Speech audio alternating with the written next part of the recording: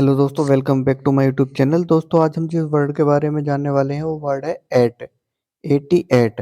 Eight का क्या अर्थ होता है और यह कहाँ प्रयोग किया जाता है, इस वीडियो में हम पूरा सीखेंगे और समझेंगे। तो इस वीडियो को एंड तक ज़रूर देखें। दोस्तों, एट का अर्थ होता है पर, और, में या से। पर, और, में या से। इसका अधिकतर इस्तेमाल जो होता है वो पर के रूप में किया जाता है। जैसे आप यहाँ पर भी एक एग्जाम्पल देखेंगे, at what time will you arrive. At what time will you arrive, यहाँ देखिए सबसे पहले ही एट का प्रयोग हुआ है, तो अर्थ है इसका आप किस समय पर आएंगे। तो मैंने जैसा पहले ही बताया आपको कि एट का सबसे ज़्यादा प्रयोग पर के रूप में किया जाता है।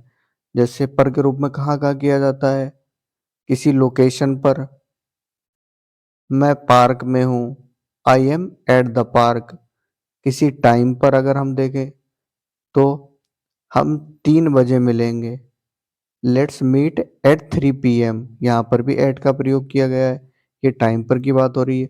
अगर हम किसी इवेंट पर की बात करें हम, या किसी फंक्शन की बात करें, तो वहाँ पर का कैसा प्रयोग होगा, मैंने उसे पार्टी पर देखा, I saw him at the party. अब यहाँ पर भी देखिए अब एट का प्रयोग किया गया है।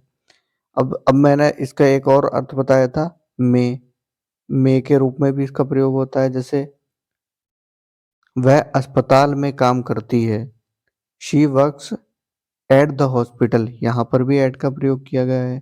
किसी किसी दिशा पर, बिल्कुल ऊपर, पेड़ के शीर्ष पर बिल्कुल ऊपर बैठा है, the cat is sitting at the top of the tree. तो यहाँ पर भी देखिए at the top of the tree, यहाँ पर भी पर का इस्तेमाल हुआ है तो एट का यूज किया गया है।